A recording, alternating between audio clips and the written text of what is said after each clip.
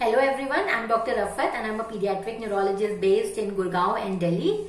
And today is Purple Day, which is universally celebrated as Epilepsy Awareness Day. I take this opportunity to sensitize people regarding epilepsy and the first aid to be given to a child or an adult with seizure. So what is epilepsy? Epilepsy यानी हम बोलते हैं मिर्गी की बीमारी, fits या seizures, ये उसके दूसरे नाम है। ये कई कारण की वजह से हो सकती है। Basically it is a electrical disturbance in the brain activity. So कारण हो सकता है कि बच्चे को जन्म के टाइम पे कोई दिक्कत हो गई हो, इन्फेक्शन हो गया हो, ट्रॉमा हो गया हो, या कई जेनेटिक कॉजेस की वजह से भी सीजर्स हो सकते हैं।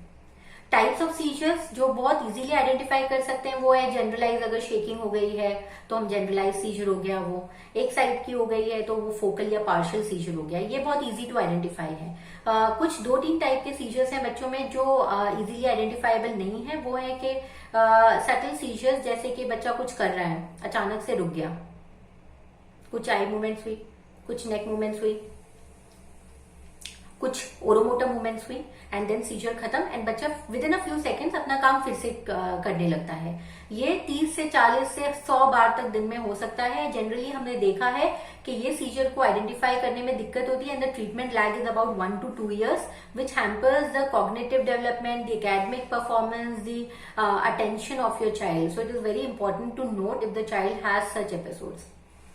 दूसरे जो है वो है इन्फेंटाइल स्पैजम्स, जो फर्स्ट ईयर ऑफ लाइफ में होते हैं। जनरली रफली 4 months के आसपास ये स्टार्ट होते हैं। बच्चा उसमें हल्का सा चौंकता है बस।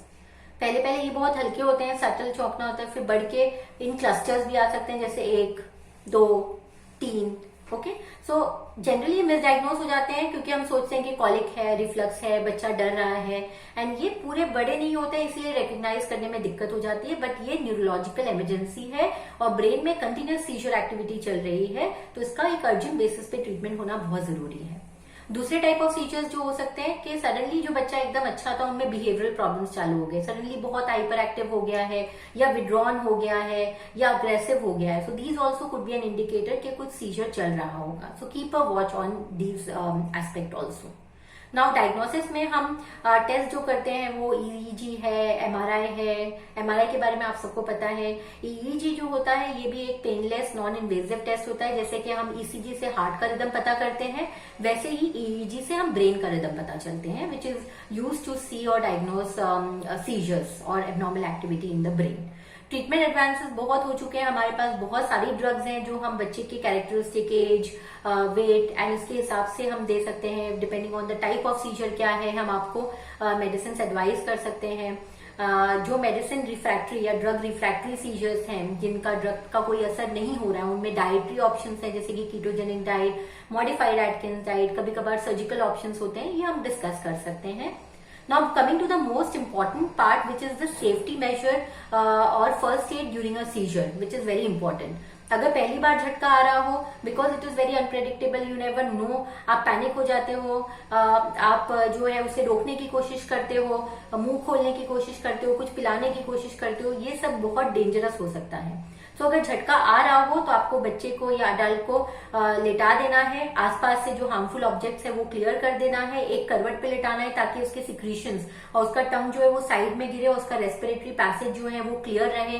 कभी जॉ क्लेंचिंग हो जाती है या टंग बाइट हो जाता है, do not try to force open the mouth, because उससे क्या होता है, बच्चा अनकॉन्शियस है, टंग फॉल बैक हो सकती है, रेस्पिरेटरी डिप्रेशन और इमरजेंसी हो सकती है। Please refrain from doing that.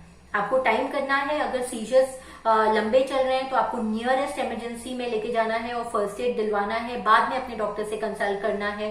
अगर बच्चे को बार बार सीजर्स आ रहे होते तो आपको एक स्प्रे दिया जाता है जिसका नाम है मिडाजोलम नेजल स्प्रे। वो टाइट्रेटेड डोज में आपको एडमिनिस्टर करना होता है नॉस्ट्रिल में। टोटल 3 बार आप यूज कर सकते हो at an interval of 2 minutes। ठीक है, तो idea is to prevent long seizures. और जब तक कि बच्चा फुली कॉन्शियस नहीं हो, उसे मुंह से कुछ खाने के लिए या पीने के लिए नहीं देना, इससे chances of aspiration and pneumonia increases. ये हो गए आपके फर्स्ट एड। अब प्रिकॉशंस क्या लेना है, बच्चे को अकेले स्विमिंग के लिए या कोई वाटर बॉडी में नहीं छोड़ना है, बिकॉज अगर सीजर आए तो इट कैन बी हार्मफुल।